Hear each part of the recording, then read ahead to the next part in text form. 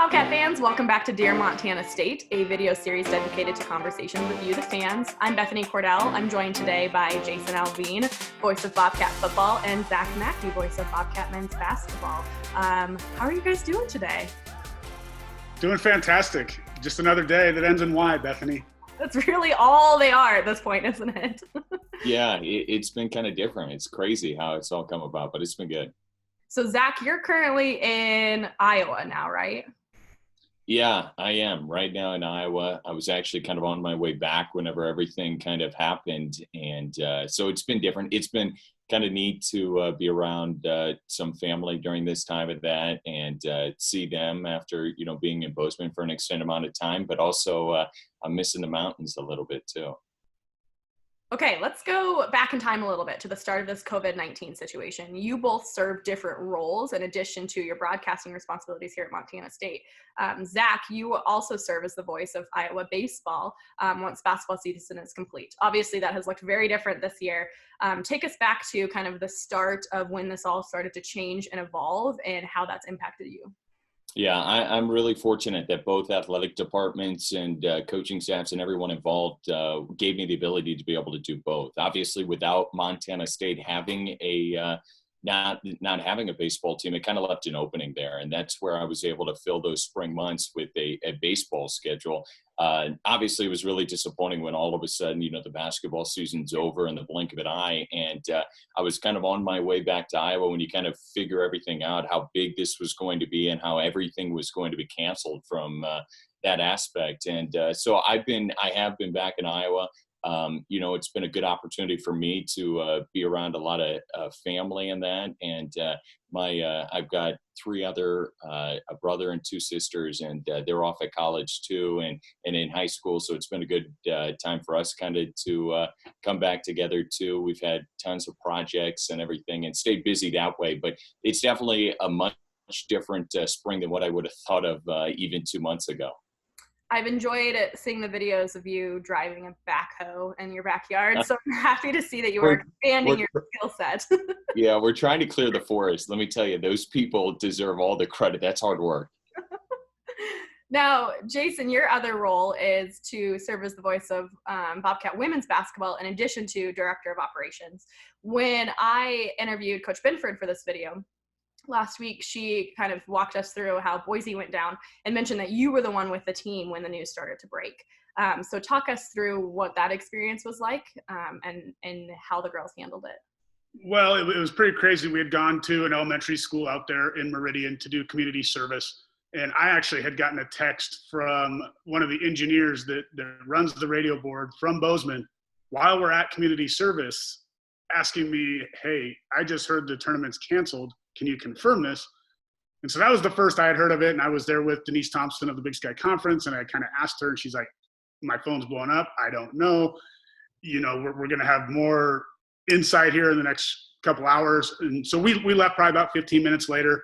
We're on the bus and it comes down and Coach Ben and I are texting back and forth. And she let me know. And I was like, do you want me to tell the kids? How do you want to handle this? And then all of a sudden from the back of the bus, I hear, oh no, the tournament's been canceled, and Oli had found out via social media. So I just kind of went back there and talked to him and said, you know what, it's not the way any of us expected this to end or what happened, but unfortunately we will be able to finish the tournament. We'll keep you posted on what the plans are with the NCAA tournament. We're going to have a team meeting when we get back, and that's when Coach Binford and Leon went in and met with a pretty devastated group of kids. So in your role as Director of Operations for women's basketball, obviously you're around the program so much. Give us some of your highlights from this incredibly historic season we had. I mean, obviously there's a ton to pick from. Going to Puerto Rico, even though I was only there for a short time and didn't get to call a game down there, was pretty awesome. The reason I was able to come back and not have to call a game was the Final Four semifinal championship game against North Dakota State, which was a fantastic event opportunity for Montana State football to go someplace they hadn't been in 35 years. But looking at the women's basketball team, I think every game brought something different. It was a team that really overcame a lot. You look at it, they went 19-1, but they had to overcome double-digit deficits on the road at Eastern Washington, at Montana, go to overtime a couple different times. And You look at it, obviously winning in Dahlberg is special. It doesn't happen a lot. I've been a part of a couple other programs here in the Big Sky that when you win there, you feel good about it, regardless of whether you're the favorite or not going into there. The two teams that have won the championship that I've been a part of here at Montana State, both have had to go into overtime as heavy favorites in those games and win on the road. So that one's obviously very special. You look at it, the tournament wins, the senior comeback against Northern Arizona on senior night when you overcome a 16-point deficit was pretty cool. And just the way this team rallied around each other, it was somebody different every night, whether it was Fallon or Tori or Blair or Madeline or Oli or Martha, Cola Bad Bear, Darian White, take your pick, any one of them. It was just a fantastic team to be around. Now, Zach, this was your first year around Bobcat men's basketball, obviously also Danny Sprinkle's first year. What were some of your highlights experiencing this season? Yeah, that's what really drew me a lot to Montana State too, was the ability to be with a first-year head coach, someone who's brand new to this, entire thing. There's no, this is how we used to do it. Coach Sprinkle is all about how can we get fans engaged? How can we market the program any better? So that makes it fun from a radio aspect, someone who cares about what you're doing and is interested in how the team's marketed. Some of those highlights, I think, like Weber State winning that one on the road. It's been a really long time since a men's basketball team's been able to beat Weber State on the road. That was a fun trip. The travel is always unique and fun, and trying to get to different places across the country. I'd never been to Portland, so to kind of see that area in that. But I really enjoyed just a lot of those home games. I mean, those Cat Grizz games when, we had 8,000 people in there cheering on for Montana State. I mean, those are hard to be able to beat. I think Coach Sprinkle said this too in the times that we talked, was just how there weren't these huge egos or all about me type of guys. It was everyone, just a part of a team. And you didn't have these guys who were trying to stand out. Just a fun group to be around for sure. And it's, fun to see what they're building for and what the goals that this coaching staff has in mind. I think there's so much to celebrate in this year we had across all of our athletic teams. But switching gears a little bit, looking ahead, Jason, how do you prepare for a football season as the voice of Bobcat football with so many unknowns out there? Well, it's definitely right now has given me time to look back and go through the library of games that I've got saved, listen to what I can do better. It gives you an opportunity to do some self-scouting, some self-homework on things to eliminate, what you want to do, how do you want to progress as a broadcaster. And it's been great to actually have some time to do that. I try to listen to as much as I can after the game, but a lot of times I get those files late, and sometimes you've got to sleep. So it has been nice to be able to kind of do some homework on yourself and prepare to how we can make Bobcat broadcast better. You look at it right now, a lot of the guys that are exiting the football program, they're going to have to get replaced. You didn't get spring ball to kind of get a feel for some of these young guys where, last year there was an opportunity. I got to take a look at a guy like Ty Okada, who really flashed last year during spring ball, expected big things.